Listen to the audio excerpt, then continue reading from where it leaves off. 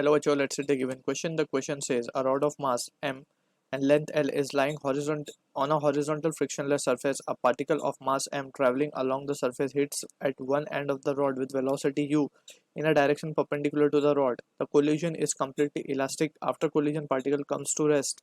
The ratio of masses m by capital M is 1 by x. The value of x will be dash. So for this question, जो key concept यहाँ पे हम लिख सकते हैं,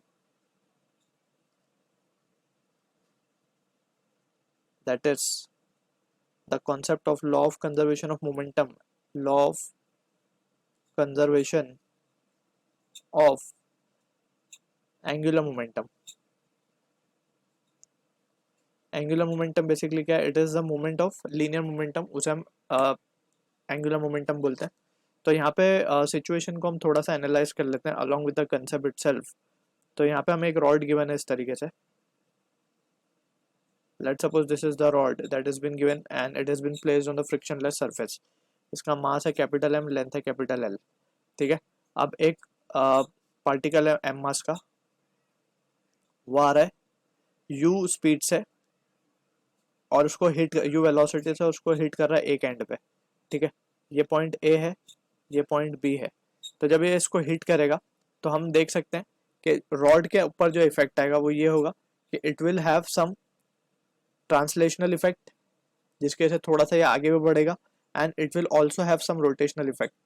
तो ये घूमेगा भी, एंड विद लेट्स से ये ओमेगा एंगुलर वेलोसिटी से घूम रहा है. ठीक है. अब यहाँ पे जो सिचुएशन है हम देख सकते हैं. सबसे पहले हम लीनियर मोमेंटम की बात करेंगे.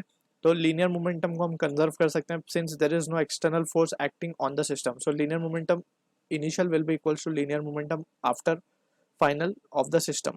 सो लीनियर मोमेंटम इनिशियल की जब हम बात करेंगे, so it will be just m into u. Small mass है इस पार्टिकल का, m into u, and finally rod तो रेस्ट पे थी, and finally it will be ये तो रेस्ट पे आ जा रहा है, पार्टिकल रेस्ट पे आ रहा है, एंड जो रॉड है basically it will be having some translational velocity v, right. तो हम इसको लिखना है कैपिटल m into v. ठीक है. ये तो बात हो गई कंजर्वेशन ऑफ लीनियर मोमेंटम की, COLM, conservation of linear momentum, right. अब बात करते हैं एंगुलर मोमेंटम कंजर्वेशन की. तो एंगुलर मोमेंटम कंजर्वेशन के लिए कंडीशन क्या होती है? There should be no external torque acting. यहाँ पे जो कंडीशन होती है COLM की वो होती है no external force should act. तो कंजर्वेशन ऑफ एंगुलर मोमेंटम के लिए, दैट इज COAM के लिए, there should be no external torque acting on the system. तो अगर हम सिस्टम को देखें ध्यान से, तो इस सिस्टम पे, that is the system of this particle and this rod, external कोई टॉर्क एक्ट नहीं कर रहा. ठीक है.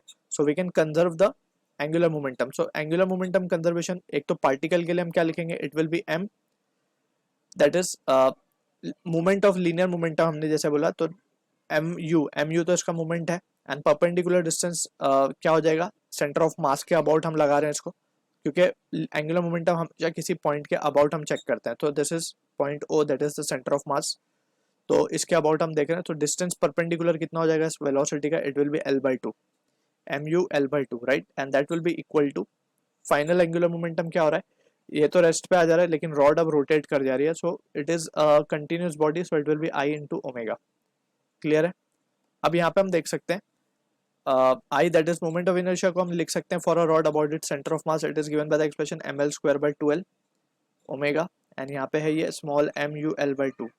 तो यहाँ से इसको ओमेगा की वैल्यू अगर हम निकाल लें तो ओमेगा क्या आ जाएगा हमारे पास, it will B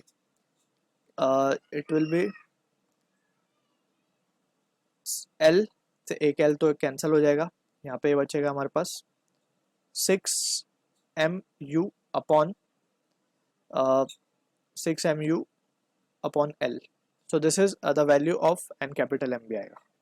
This is the value of angular velocity we have calculated. So we will now use the concept of coefficient of restitution, that is E, which is nothing but the ratio of velocity of separation upon velocity of approach. So separation velocity की जब हम बात करेंगे, जब ये हमें पता है कि ट्रांसलेशनल इफेक्ट की वजह से जो v वेलोसिटी है वो सब पार्टिकल्स पे होगी या फिर सब एंड पे होगी रॉड के, सो it will be v. And also rotational effect की वजह से यहाँ पे एक एडिशनल लीनियर वेलोसिटी ऐड हो जाएगी, omega into L/2, right.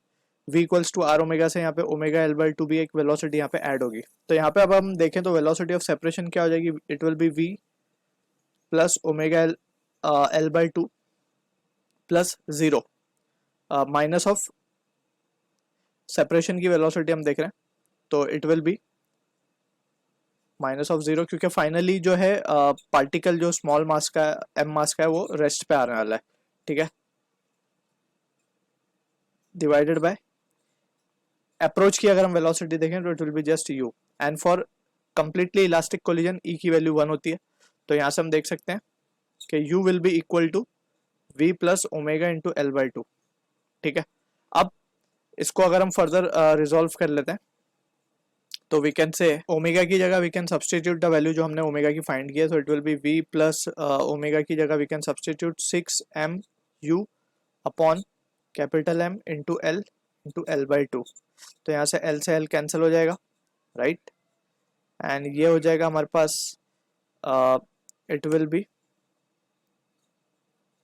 v plus 6 की जगह 3mu अपॉन कैपिटल M, ठीक है। ऑल्सो जो हमने कंजर्वेशन ऑफ लीनियर मोमेंटम में देखा था, वहां से हम v की वैल्यू को यहाँ पे उठा के रख सकते हैं, that is we can write it as to be small mu divided by capital M and plus ये है हमारे पास 3mu बाय कैपिटल M।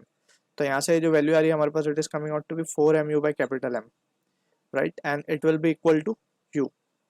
सो हमें u से u कैंसिल होते हुए दिख रहा है यहाँ पे, तो capital small m by capital M का जो वैल्यू आ रहा है वो आ रहा है 1/4। सो x की value on comparing we can say it comes out to be 4. So this is the answer for the question. I hope you understood the solution. All the best.